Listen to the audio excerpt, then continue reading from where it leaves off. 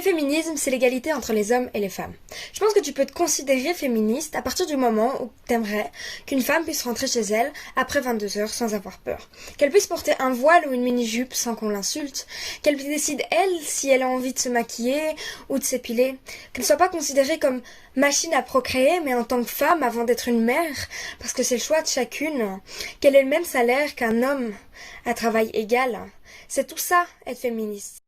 Bah en fait, on sait pas quelle idée il a derrière la tête, si c'est malsain, s'il est là juste pour faire ce qu'il a à faire. En fait, une femme a beaucoup plus peur qu'un homme en fait. Et c'est ça que les gens comprennent pas. Une femme, selon comment elle est habillée, elle peut se faire aborder, elle peut se faire insulter, que les hommes, beaucoup moins. Beaucoup moins d'hommes vont se faire insulter et vont se faire déranger parce qu'ils sont habillés d'un style vestimentaire. C'est ça que les personnes comprennent pas. Et c'est très compliqué pour une femme aujourd'hui de s'habiller en jupe ou en débardeur et tout parce qu'elle a toujours peur de se faire déranger. C'est hyper compréhensible. Violent avec une personne à partir du moment où on lui fait subir des violences psychologiques, tout ce qui est lié à la violence verbale. Il y a un outil qui s'appelle le violentomètre qui nous permet de savoir en fait où on se situe dans une relation, à partir de quel moment il faut être vigilant, à partir de quel moment il faut vraiment partir parce qu'on est en danger. Je pense que le premier niveau de la vigilance, c'est quand la personne vous fait du chantage quand vous voulez pas faire quelque chose, ou quand elle rabaisse vos croyances, qu'elle rabaisse vos rêves, vos pensées.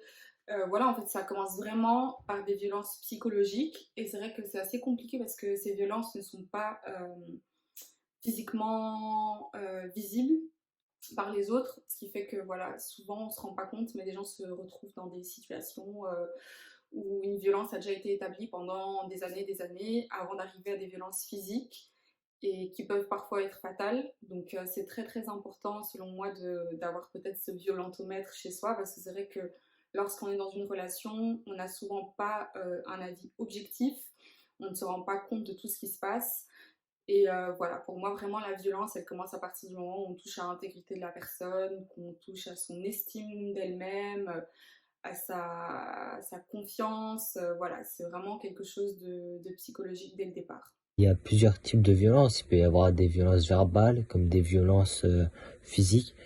Pour moi, on ne devrait pas avoir le droit de s'exprimer physiquement ni verbalement en insultant ou en tapant. Pour moi, c'est pas logique.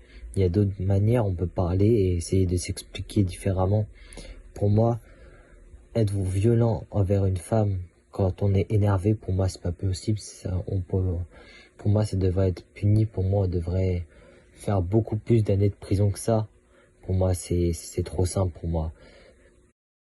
Pas beaucoup, les violences faites sur les femmes, et on banalise un peu trop tout ça.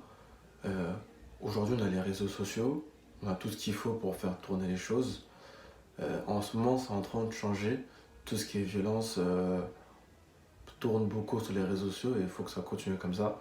Mais encore, je trouve encore aujourd'hui, on banalise encore beaucoup ça. Euh, Déjà, les victimes en elles-mêmes ne se sentent pas forcément en confiance pour en parler. Et ça, je trouve ça dommage. Il faut que tout le monde en fait, se mobilise pour ça et pour qu'on arrive à mettre en confiance les victimes et qu'ils puissent s'ouvrir et en parler à leurs proches, aux gens autour d'eux, pour qu'on puisse arrêter au plus vite la violence qui est faite sur cette femme-là ou sur cette fille-là. Et voilà.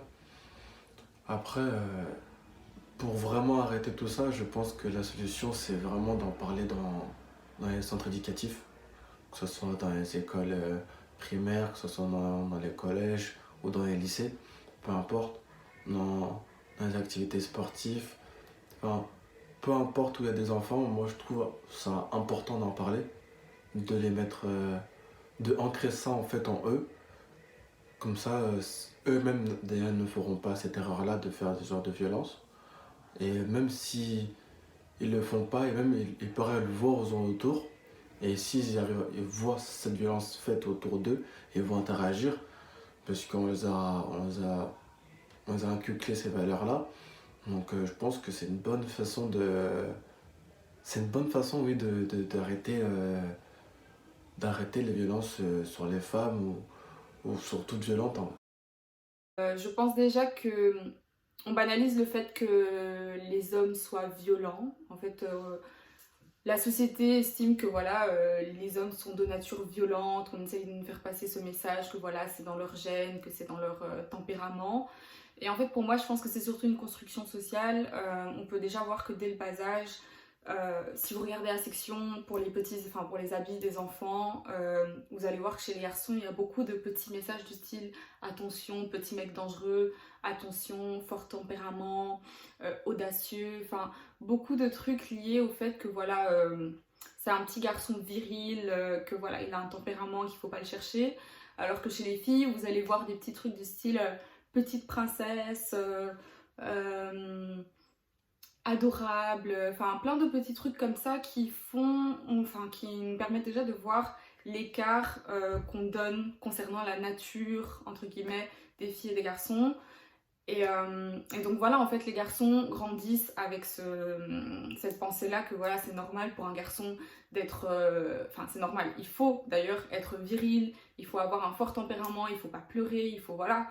Et du coup, forcément, ça rentre aussi dans la tête des filles.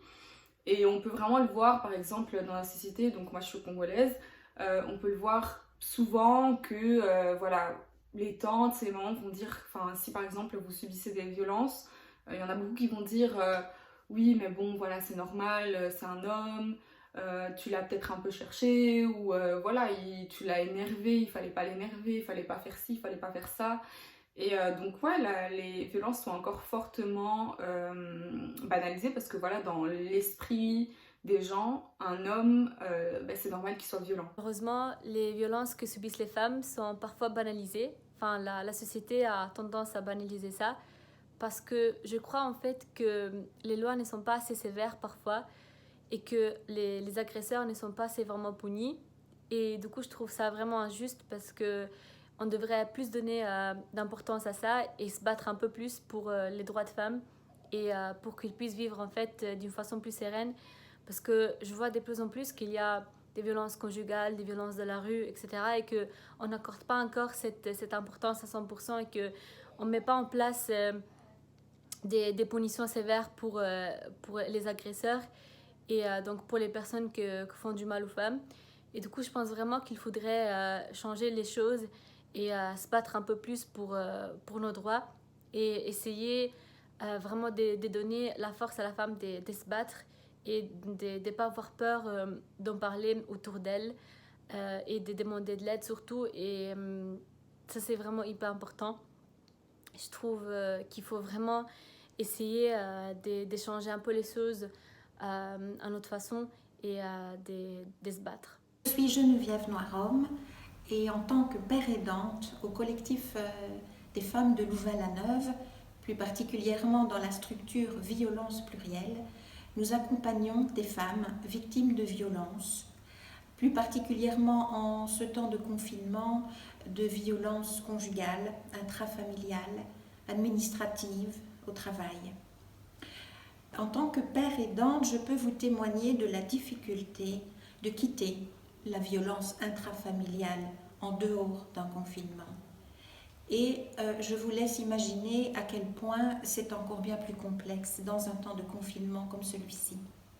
La plupart des femmes sont confinées à l'intérieur des foyers avec leur bourreau. Certaines d'entre elles, extrêmement courageuses, ont néanmoins pris la décision de quitter les violences, de quitter le foyer, le contexte de la violence. Et je suis ici pour témoigner des difficultés qu'elles rencontrent sur le terrain. Quitter un contexte de violence, c'est d'abord trouver un logement. Trouver un logement, vous imaginez parfaitement les impondérables qu'elles rencontrent alors que les visites sont interrompues pour cause de mesures sanitaires. Trouver un logement, ça implique aussi d'avoir des revenus suffisants. Avoir des revenus suffisants, c'est prendre davantage d'heures de travail, trouver un nouveau travail. Donc je suis ici aussi pour témoigner des difficultés qu'elles rencontrent pour trouver ces quelques heures supplémentaires. Enfin, je suis aussi pour témoigner de l'angoisse qu'elles vivent au quotidien. La plupart d'entre elles n'ont pas de voiture. Elles se déplacent via les transports en commun. Et je peux témoigner de la fatigue et de l'épuisement qu'elles vivent lorsqu'elles arrivent au collectif, heureusement ouvert en présentiel pour les accueillir. Témoignage d'une maman anonyme. Je suis maman d'une petite fille de 17 mois. J'ai arrêté la pilule le 3 janvier dernier avec l'accord du papa. Préservatif à disposition si l'un d'entre nous venait à changer d'avis. J'ai appris le 5 avril que j'étais enceinte. Très heureuse, je l'annonce au papa qui me dit qu'il a changé d'avis. Je lui explique qu'il a besoin de temps pour se faire à la nouvelle. Et depuis, il déraille complètement. Je suis victime de nombreuses violences psychologiques. Il me force à avorter. Il me dit qu'il ne veut plus entendre parler de moi et de ma merde dans le ventre. Il m'a mis une tape derrière la tête ce matin. Je suis sans travail à cause du confinement et je n'ai pas droit au chômage. Il n'y a rien d'autre comme aide car nous sommes propriétaires. J'ai donc 0 € par mois. Et il refuse de me nourrir à compter de ce jour. Je ne sais plus où j'en suis. Je ne sais pas ce que je dois faire, ce qui m'arrive. Je fais que pleurer. J'ai pris rendez-vous pour une IVG jeudi, mais j'ai tellement peur. J'aime déjà tellement ce bébé et pourtant, quel avenir je lui donne? Différentes formes de violence, il existe plusieurs sortes. Il y a des violences verbales, psychologiques, physiques, économiques et sexuelles. Les violences verbales se caractérisent souvent par des cris, des hurlements, empêcher l'autre de prendre la parole lors de réunions, que ce soit de famille, d'amis. On isole complètement le conjoint. Les violences psychologiques, c'est bien souvent où on dénigre l'autre, où on l'insulte, on le dit et on l'isole complètement, on lui fait perdre confiance. Bien souvent, ça peut amener, ce sont des violences excessivement pénibles dans le ménage. Il existe d'ailleurs il y a des personnes qui, en s'isolant complètement, il y a des risques bien souvent de suicide.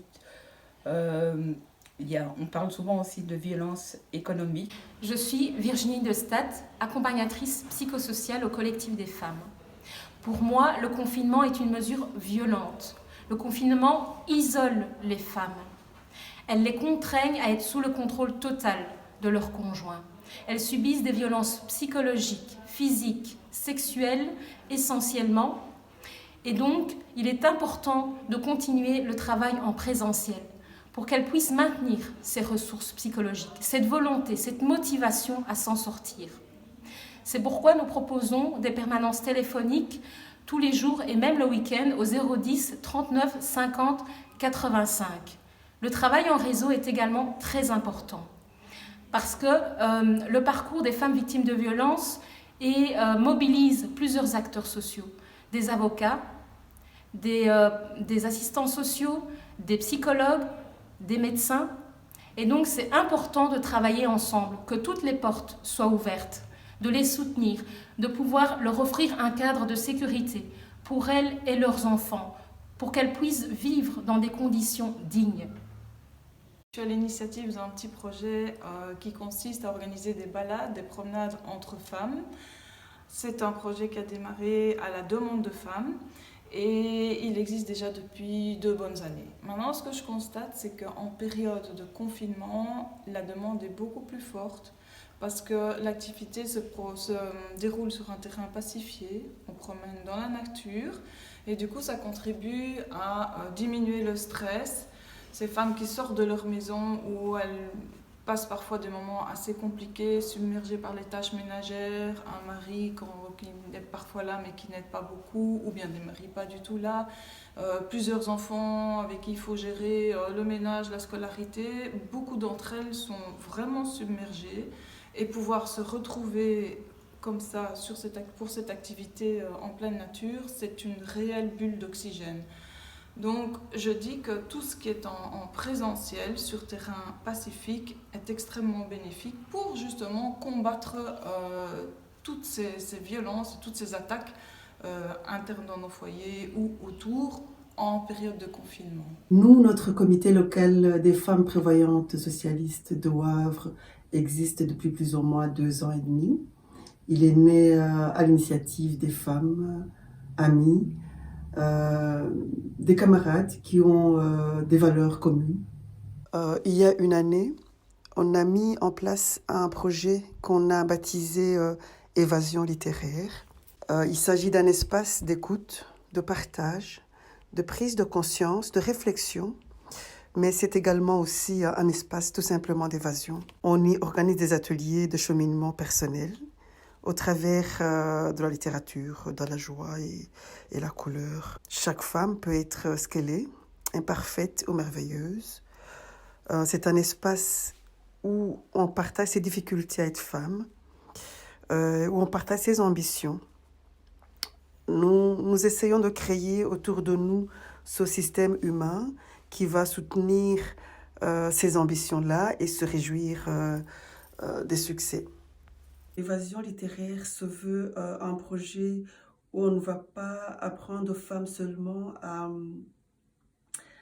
se protéger contre le viol ou à être autonome, mais aussi c'est un projet où on va apprendre à l'homme à ne pas violer. Parce qu'on se dit que changer les attitudes culturelles est également très importante. Par exemple, la loi qui permet au nouveau papa d'avoir plus de jours de congé pour s'occuper de son nouveau-né, on trouve que c'est un beau début. Cet espace est très important pour nous car cela nous permet de débattre sur différents sujets qui concernent les femmes, les familles ou nos enfants. Cela nous permet d'échanger sur des bonnes pratiques. C'est vraiment important de nous défouler aussi. Si vous voulez nous rejoindre ou nous soutenir, vous pouvez prendre contact avec nous sur notre page Facebook FPS Wavre Lima Les Bierges.